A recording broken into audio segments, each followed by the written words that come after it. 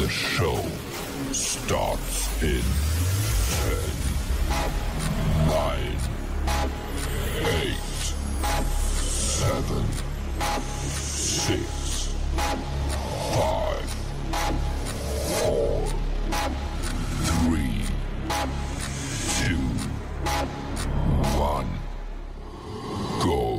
Whether you're new to sales or a lifetime veteran, the Blackbelt Sales Podcast will sharpen your sword and guide you to master the art of sales. And now, here's your host, the ninja himself, Gene Slade.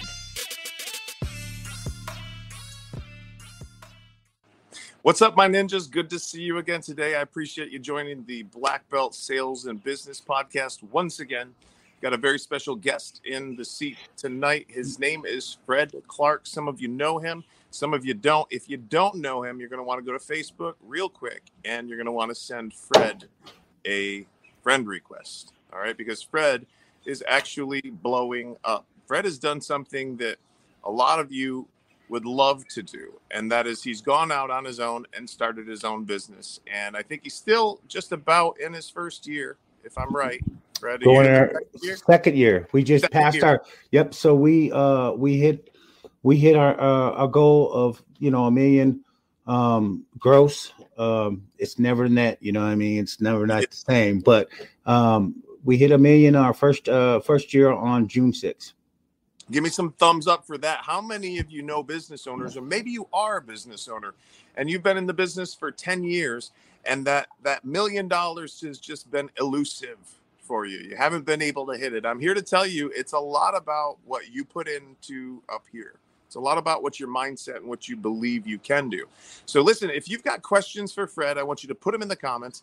If you're watching live right now, will you please do me a favor? Will you please do Fred a favor and all the other people out there? Will you please just post live in the comments? If you're watching us on a replay, give me a replay, pretty please, in the comments. We don't ask for much other than engagement, and I'll continue to bring you gold every single week. Okay, cool. So Fred, let's start out with you, and let's start out with your journey professionally. And heck, you can share personal stuff if you want with us too. You were personal enough to give us some details in your bio that I think a lot of people probably wouldn't give out. All right. But I've found in my life that transparency is one of the things that people love, and it attracts people to you. And then you're able to influence their lives if you're transparent and if you are humble and hungry yourself. So go ahead, Fred, please. Okay. Met where in Colorado when you were working with One Source and Scott, the Bidwell family, right? Thank you, Leon. I appreciate that. Thank you, Ricky Garland. But just go ahead. We can get to that part of the story, but let's just start out with your journey, bro. Tell us your story. Well, I was originally born in California, raised until I was about 19, 20, when my stepdad retired. But make a long story short, I come from a military background, a Navy family. Back then, we were too poor to really afford anything more than a peanut butter and jelly, but we were too rich to get food stamps. So, 5 kids on a third class income is not very much, so. You guys know what he's talking about. I've been there in the comments. All right. My mom used to wash out our Ziploc bags and turn them inside out. Right. Right. Reuse them again. Yep. That's not being pinching pennies. That's just being thrifty. Amen. So we didn't have much, growing up. My mom, my biological dad was separated by the time I was 3. My mom remarried by the time I was 5. My stepdad, he was also in the Navy, and we went off on this journey. I wasn't the greatest kid. I had a lot of anger issues and ended up in trouble and spent a lot of time, incarcerated and just playing the victim role, as I call it. Poor me. This is why this happened to me. Blase. Fast forward a few years, I met a woman and had 2 beautiful kids. And one of the things I was able to to do, productively was, I got into HVAC. Right. I started in Opelika, Alabama at Southern Union University. I was going for my associate's degree in HVAC. My teacher there, Lee, he said, a few very, catchphrases that got me. One of them was the fact that, his father-in-law was an engineer, and how his father, thought he was worthless and everything. Until one year he got tired of hearing his father-in-law's mouth, and he told him, "I bet you, $1,000 that I'll triple whatever you make this year." And he went out and he made it possible, and it just tells me that it's possible, I veered off the path, things didn't work out, and I was young, and I felt sorry for myself again.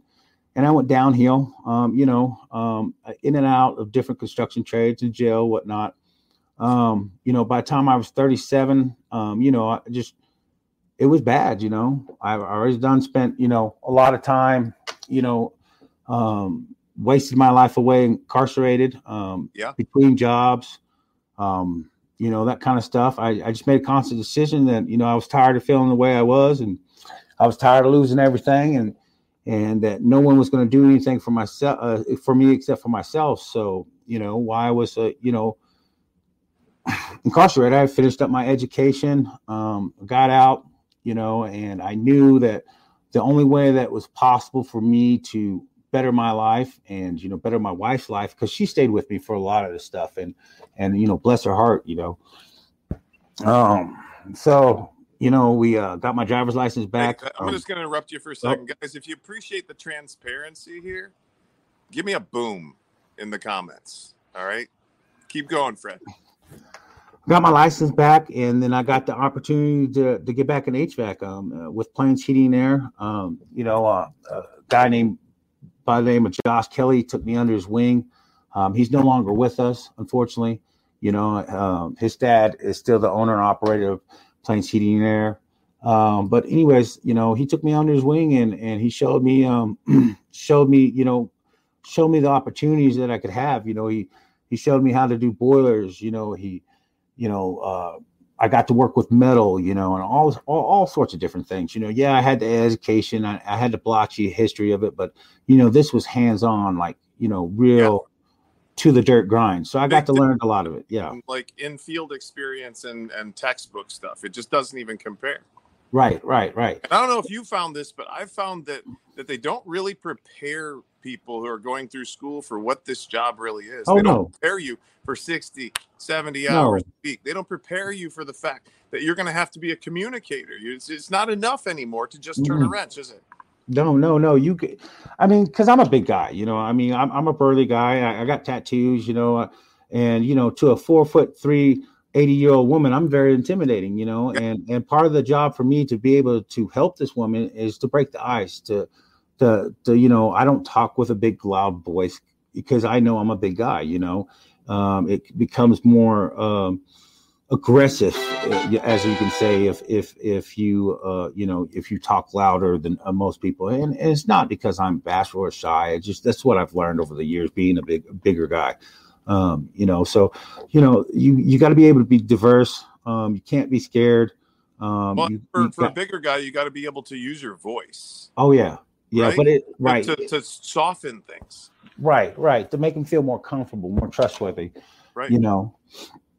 But anyways, make a long story short, I also done some sales in the past. I've sold. I used to work for Austin Graver and Drake here in Colorado Springs in '99, and I used to have to sell Bibles and videos over the phone to preachers. And let me tell you, there is nobody harder to sell than a preacher. Okay. He always wants to pray about it, that guy. Oh yeah. We'll pray about whether or not we should buy these Bibles. Right. So, I joke around, a lot of guys know me. I always tell them, I know sales, but I've had a lot of different sales training. I've done, out back in the days, I worked for this one sales company. We met in a warehouse. They gave us a bunch of products, and then we were supposed to go out to storefronts in different places and try to hustle them off, panda bears, candies, cars, trinkets, whatever, it's whatever they had to that. and it was like, go out here, take all this and go sell. So, and then of course I had my share of doing it illegally, and it's all, I'm not gonna lie, it was all experience. It's all helped. I interviewed this kid one time, and he told me that his sales experience was selling T-shirts out of the back of a van. Oh. And I was like, well, that's pretty cool. That's quite a hustle. I bring this kid into the industry, and he owns a business today. He probably does $5 million a year today. He's successful as hell. And I found out like 4 years later, he's like, bro, when we had that conversation, I was like, yeah. He was like, I lied. I'm like, you weren't selling T-shirts? He's like, no, bro, I was selling weed. Yeah. No. I mean, it's let's just call it the hustle game. It's all the same thing. It's just different product. You know what I mean? Yeah. I figured the first one's always free, I'm told. Yeah. And, it's just this is a whole lot of better game. The difference is I was smart to go get the work ethic. I was smart to get back my hands dirty, so that way when I'm selling, I'm not selling just because I'm a good bullshitter. Right. I mean, I'm selling because I actually know how the product works. I install the product. I work on the product. I know this product. So when I'm selling with actual conviction. Is that about right?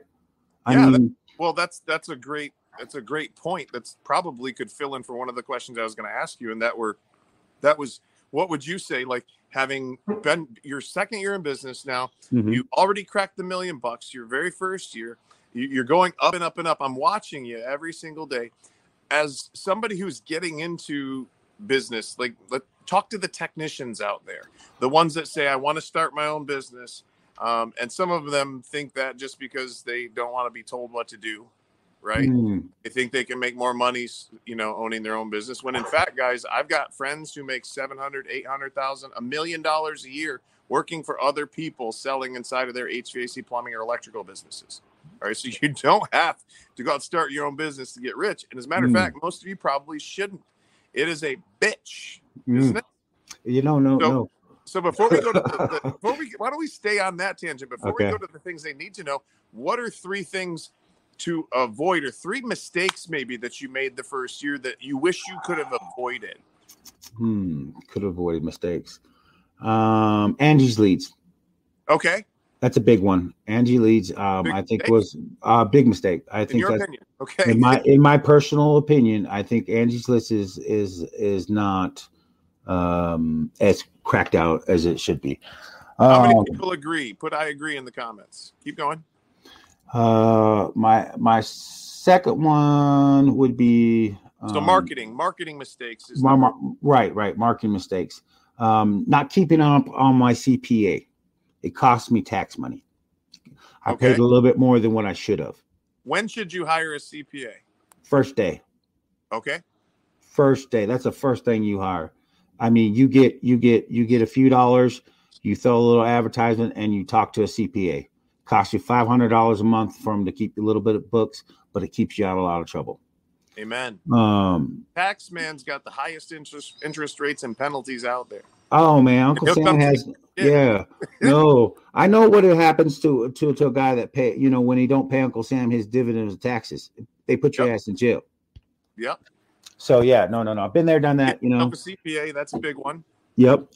So stay away. On the marketing side, just make sure you know what you're good at. Angie's don't do good me. It was all right, but I spent more money on Angie's leads and maybe get 1 or 2 jobs. You spend like $5,000 and maybe you lock down like 2 jobs. And you have to be cheap just to get them because the guy before you just bid it a lot cheaper.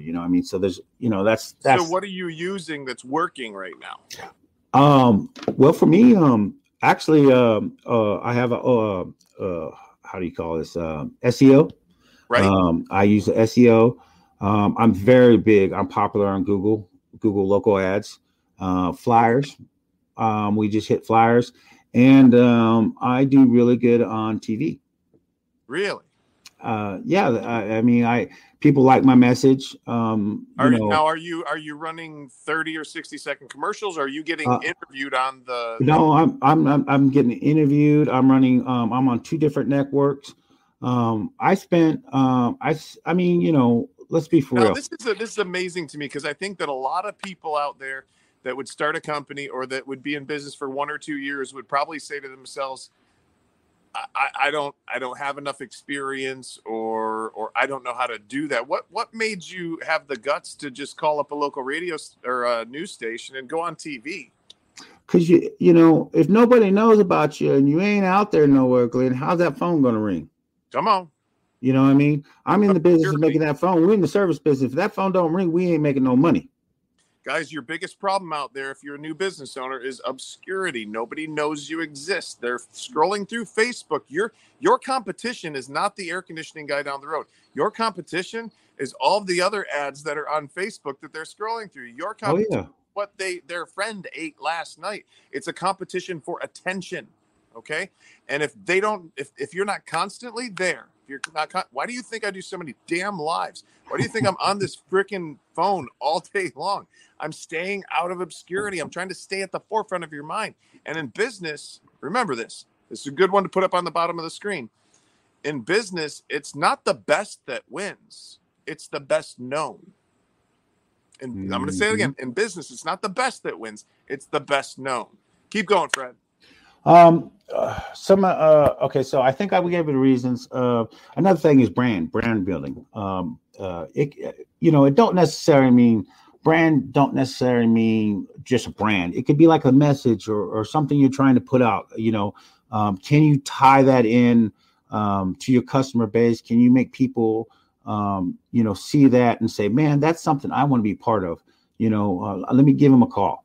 And that's what, a lot of stuff I'm trying to do. That's what I put out, we're family run, a lot of people market for their customers. Right. But when you're, Grant Cardone says, I market for me. Well, that man does anything he wants to. I mean, he's been there, done that, So, but also, at the same time, if you're not out there marketing, how are you going to attract the talent that you need inside of your business so that one day you can get out of a truck? Oh yeah, definitely. And two, if I'll be straight up. So I got to hire some of the guys I've worked with. So that's what I'm doing. The last 7 years I've been working up here. I've been looking for people I can, entrust and build that core. It starts with me. Starts with my wife. We figure out everything in the mix. Then we go to 5. And from that 5, we multiply 5 to 10, 10 to 15, 20 to 30, so on and so on. And once you get that nice pyramid, and that foundation, then, anything's achievable. I mean, as long as you can get everybody to believe in your goal and show them by, proof by pudding, successful person is out there in the field, not behind a desk yelling at people. You know what I mean? Now, you've also had some pretty decent mentors, right? Yeah. And I call them my secret mentors. So, I haven't had the privilege to really sit down and one-on-one talk to a lot of people.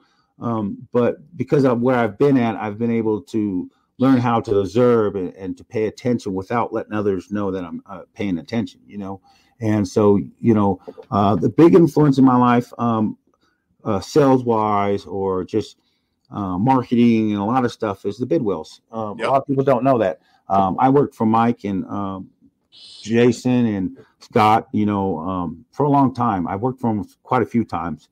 And we've been part of when they went from like 7 million to 17 million, like freaking that. Actually, it was 20 million and we did it in 6 months during the pandemic.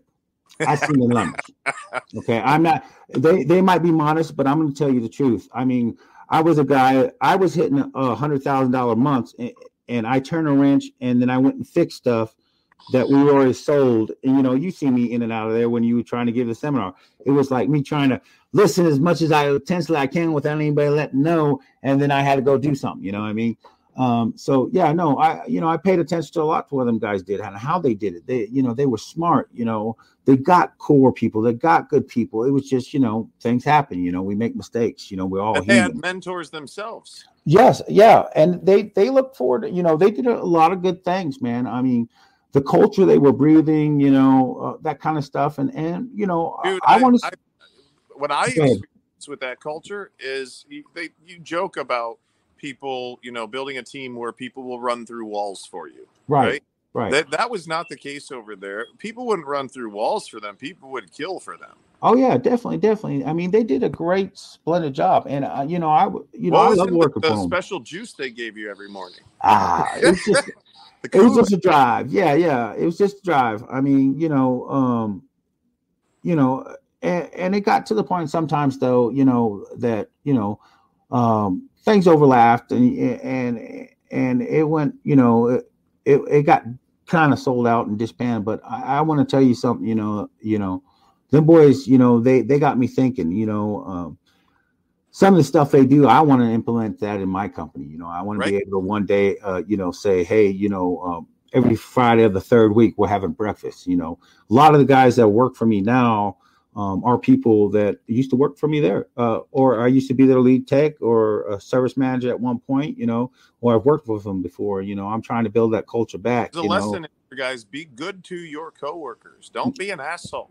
Yeah, because you never know when you're going to call them on. Give back to them. I'll tell you what, it's not the business owner of a business that makes the business special. It's the people. It's the internal customers, right? Which are the employees. That's what makes them special. Keep going. I got a lot of training from them. Another guy, I'm not 100% sure if you're on, you guys are cool with each other, but Louis Bruno, I got to meet him, talk to him. Matter of fact, I met you and I was part of your chat room way before we met at OneSource. I infiltrated your chat room as a technician to talk smack, and and you let me be, and you just kind of asked me questions here and there. So I mean, and when I really got to meet you, I don't know how many people actually paid attention to your story.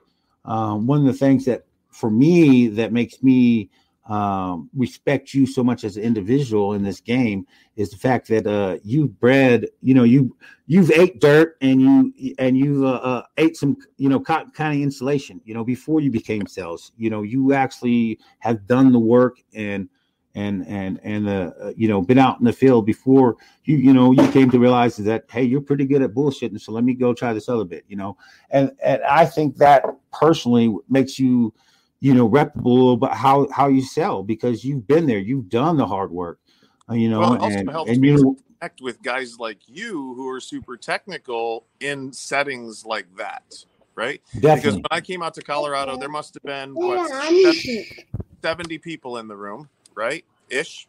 Yes. And a lot of these guys were pretty technical, right? And guys out there who are technical, if you're watching right now, like, how much do you respect a sales trainer that can't do the job? Right. You don't want just a talking head. You want somebody that can speak your own language. And that's one of the reasons that I connect so well with technicians who, been in the business for 15, 20 years. Cora Whale says, love to see your success, Fred.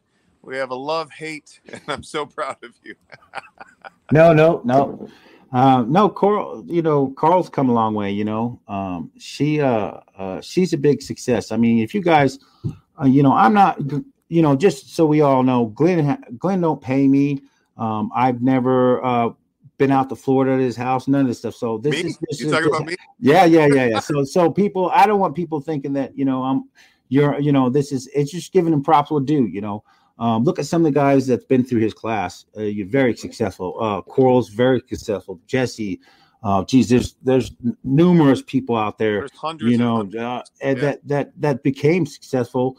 And, I'm not saying that, I do word for word what Gene says. I just can't do it. I'm not as slick as he is, but what he teaches you and what he opened my mind and able to connect and ask some questions and not say as much, because what's the word famous there? You can talk yourself out of a cell faster than you can, come on, so, my average right now. So I know some of you guys, sell guys out there probably say, whatever, but it takes me 1 hour. Okay. 1 hour. All right. I have 55% closing rate, 1 hour.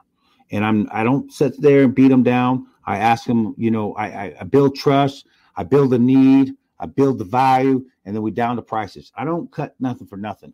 I'm not cheap.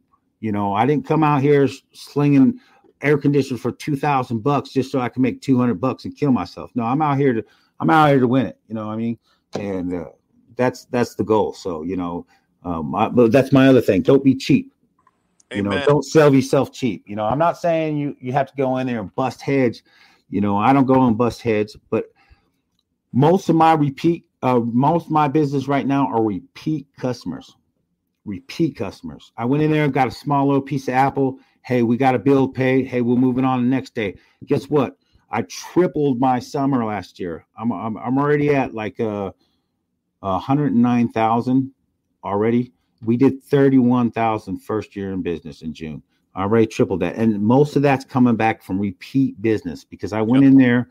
I didn't try to sell them everything. I gave them a bunch of options. They went with the bare minimum. They loved my service. And now that, guess what? They're calling me back. Hey, Fred, can you come out? I know you're super busy. Can you come out? Yeah, no. Oh, yeah, Fred, I know this estimate's not the same. Yeah, I know it's a couple thousand more now, but we really want your business. And that's all you have to do. You don't need to knock them in the head every time, you know? No, and that's one of the reasons that we teach all of our technicians to create a list that's prioritized and say, look, this is the stuff that's mandatory, right? This is the stuff that you're probably going to have to do in the near future. And then this stuff, it'd be really nice to have if you got the money. Right, exactly. And you don't have to clock everybody. Right? No. Take care of people and stop thinking about your damn money while you're in the house. That's it. That's exactly it. I mean, that's the problem with a lot of people nowadays. You know, a lot of these cell trainers, all they teach is, hey, get it. Sit them down 4 hours. No, man, don't do that. Be courteous. Be nice. You know, plant that seed like Johnny Appleseed. You know, plant that seed. You know, you might not get them today, but guess what? You'll get them next week and twice what you would have got them that day. I'm so glad that you talk about planting the seed because in business, especially in the beginning, most of what we're doing is going out there and hunting. We're not growing crops, right? But in business, you need to do both farming and hunting, okay? So in the beginning, you got to go out there and get some cash flow going. But along the way, take care of people, keep planting seeds, and very soon a harvest will start to come up and you won't have to constantly go out there and beat the bushes. There might be a time where you want to cut back a little bit on your marketing. If you take care of people, if you get them on agreements, right? Oh, yeah. You're going to have a much easier time. Right. And it's going to be so much easier to sell the next time. You know what I mean? Because they've already been in, you know, they've been to you, they've worked with you, you've installed. They know who your wife is by answering the phone or whatever. Trust you. Yep. They're probably not going to get other quotes. Nope. I mean, I don't have much trouble with that, you know, and let's talk about pricing. Oh, it's okay. All right. Okay. Sorry about that. Because you made a big point. A lot of times guys come out the gate starting their own business and they're charging $3,000, $4,000, $5,000, $6,000 less than the big guys. Now, my experience, tell me yours, but my experience when I started my first air conditioning company, good news for me was that I had always worked for the most expensive companies in the area. My very first sales job was for the most expensive company within 100 miles of me. And we had a commission deal where I got overages and stuff, and they just kept getting more expensive. But that lesson, learning how to be the most expensive and still get the deal, was massive for me. So when I started my business, I went out and got quotes from all the people that were in the area that were the most expensive, highest rated competitors. And then I put all of my prices for equipment at that time at least $500 to $1,500 higher than theirs. Because I said to myself, Fred, I said, if I don't charge like a big company, I can never be a big company. That's right. I will not be able to afford to be. So what was your experience? So my thing was Scott's like, what did I miss about me? What did I miss? Come on, Fred. Scott, you might have to watch the replay. You're going to have to watch the replay. That's right. One source, like I said, I learned a lot from them guys, the way they priced everything. Of course, then I went on to a couple other companies that was slightly higher. So I did find and realize that to be able to financially grow and be able to make it through, you got to have to charge accordingly. You're going to have to figure out. We had a big lesson at Scott Bidwell taught it. He broke it down for us. He showed us how much it cost per hour per call to run one technician. I think it was like $328. How many business owners are not doing that out there? Oh no, your people are. You think your people think that you're out there screwing people? Some of you, yeah, right. And it's because they don't understand the business. You're not teaching them because you're afraid they're going to go out and start their own. What happens if you don't teach them business and they stay? Well, yeah, they'll understand why they have to charge that. They'll have an understanding, and I understand, man. I was there, and I didn't lead on, and I know it didn't seem right, But when you break it down and you really think about it, I drive a 5500 2011 Dodge Ram diesel. Okay. It cost me approximately $20 to fill that thing up. Okay. So I get an average of 13 gallons a mile. I mean, just think of it. If we broke it down just in that alone, how much I would have to charge each service call, Yeah. Where I avoid the difference is that, I make them pay. I mean, I'm not doing a service call for $49. I don't care to get my foot in. No, I'm gonna charge them to come out there, and then I'm gonna get my foot in the door, and I'm gonna get that trust, and then they're gonna become one of my customers. I love that, brother. You don't have to be cheap to get in the door. You just got to be honest and be up forward. You got to be realistic. Sometimes, like I've run different split tests with my radio shows, and there have been times where I've done free tune-ups. 29, 39, 49, 59, 79. Hell, one time I charged like $150, and I had the same number of people call that would call on the other ads. And some of them said they would actually mention to me when I'd go out there, they'd go, I didn't want to get one of those cheap tune-ups that you see advertised everywhere. And this was the first time that they had ever listened to my radio show, fortunately. Yeah. The week before, they were like half that price. Yeah, but it said something to me. They're like, I don't want one of those cheap tune-ups. I want to make sure that I get something good. And I was like, aha. And so we immediately raised the price on all of the tune-ups. Oh, yeah. Now, I mean, that doesn't always make sense if you're trying to grow and you got to fill a schedule. No, it don't. But here's the thing, though. I mean, you still got to pay that guy, right? So if he strikes out 5 times, how much money did you spend to get in all them houses? You have to somehow have something to, break even with. I mean, not even make money, but at least break something even. Because when you do hit, hey, it's all good. I mean, I'm not a mastermind. I ain't made it. I ain't sitting there next to you yet. A couple more years. I'm trying. I'm not the most brilliant dude out there, right? And I think that the lesson here is that we all have got something to learn, and we all have things that we don't know that we don't know. That's right. Coral says, "Bless you." She saw me turn my mic off and sneeze. It's definitely a lot of mold out here right now. Oh no! Hey, I got an iWave right here in this garage right here. I can come out and install for a good price of $32.99. Man, I wish I needed one. I think I've got 3 Remy's on 2 systems in here. Oh man. Speaking of that, like I said, I sell on conviction, right? Right. So I went as far as I put the top of the line ream system in my house. Okay. I aero sealed, I UV light.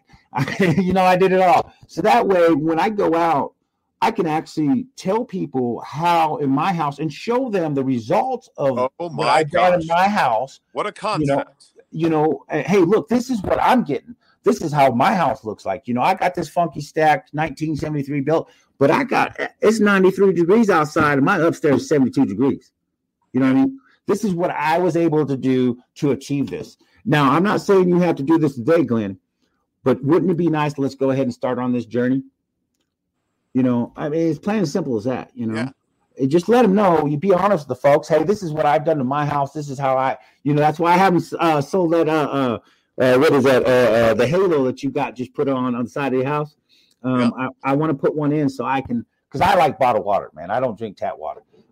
So I want to put one in. let me hook you up with Glenn Vilvay. He's going to be on the show tomorrow night, I think. Okay. But I'll hook you up personally, baby. The Halo Pellet. Yeah. Take a note of that so that I can send a text message tonight and introduce the two of them. The Halo, what he's talking about, it's a whole house water filtration system. Takes out the chlorine, takes out some of the dissolved solids, but really mainly just the chlorines and chloramines is what we're concerned about. And then it will take the hardness, like the calcium and magnesium, and it encapsulates it in almost like a bubble of something called aragonite. All right. And hey, Gene, pretty cool. Gene, let me ask you this. Who else could that Halo help? Let's say, we do a lot of boilers up here, right? Foshizi. Oh, it would work wonders. Big time. Keep the scale down inside of the boilers, right? Inside of the heat exchanger, right? That when you get the scale on the inside of the heat exchanger, that's when you get a lot of heat exchanger failures, and you don't get good heat transfer, right? You get overheating of the heat exchanger. So somebody said, can you? I don't know who it was, but somebody said, I think it was Cody Johnson. He said, don't you know the negative side effects of breathing in mold? Going nuts in the side effect. Yeah, actually I do. Depression, sneezing, coughing, loss of sleep, sinus infection, more time waiting in waiting rooms, more time waiting in exam rooms, being poked, being brought. There she goes. A lot of times off of work for follow-up visits, a lot more prescription expenses, causes itchy, watery eyes, upset stomach, sore throat, loss of taste, loss of smell, headaches, irritability, even sexual side effects. I mean, it's not good. So there's just a few for you. All right. So Fred, listen, what's one thing that you would do differently along your journey here? And then what's next? Well, what I would do different. Maybe maybe try to get into the inner circle, maybe pick the, some, because like I said, I've met you, the Bidwells, Anthony, Lewis, and bro, it's ain't that expensive. It's only $12,000 a year. Yeah. There's an ultimate package now for 20 or 36,000. So it's just money, man. Nah. You got to. This is one thing that he's right about, though, guys. You do have to pay for connections, right? Yeah. The Bidwells. What happened to the Bidwells? The Bidwells had some mentors, right? Mm-hmm. They trusted those mentors, and those mentors helped them to build a roadmap to do what they did.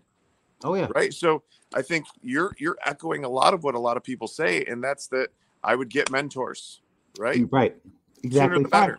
Yeah, no. I mean, it's easier, when you're doing co-ops, you gotta do it from the side, and you don't get all the juicy nuggets. I mean, you do pick up a lot of stuff, and there's a lot of things that I don't know. I mean, I really didn't. I just got sick and tired of people passing me over, and I decided to do it. I took a chance on myself. Who else better to gamble than on your own self? Matter of fact, to make it real quick, I was working for Affordable. I was their top tech over there at $35 an hour. Push and shove, they were supposed to open a place down here in Pueblo. Everybody knows I wanted to be the boss. I mean, I always have. This is kind of my personality. I like to lead, kind of be friendly, people person. Anyways, make a long story short, I got my, I took my contractor A test and passed it. We had some bad weather down here. So in the middle of my roof needed to be repaired, my house needed to be painted, my putting a gutter system in my house, and quitting my job and taking a little bit of money to buy a truck and $2,000 and saying let's ride with it. It's been a crazy ride, man. I mean, I know where I want to go. I know what I want to do. Do I know if I'm going to make it? No, I don't. But am I willing to take that chance? Yeah, why not? I mean, why not? One other nugget for people out there, and this came from a very successful business owner that's a friend of mine, owns several chiropractic practices. One of the things that you definitely want to do before you start your own business is be well capitalized. Okay? Most businesses fail in the first 5 years or so because they run out of money. Oh, yeah. No. That's the scary part. Because I don't have anybody to back me. It's all my money. I don't have no loans. I don't have no investors. It's all off a service guy's paycheck. I did it. But you do have OPM. Oh, yeah. Other people's money. Other people's money, other people's mindsets. Like you, long as you stay around people that are doing the damn thing, you're going to be fine. It's when we go out on our own and we isolate ourselves that we get into big trouble. Les Brown says that no man is an island, right? You ask for help not because you're weak, but because you want to remain strong.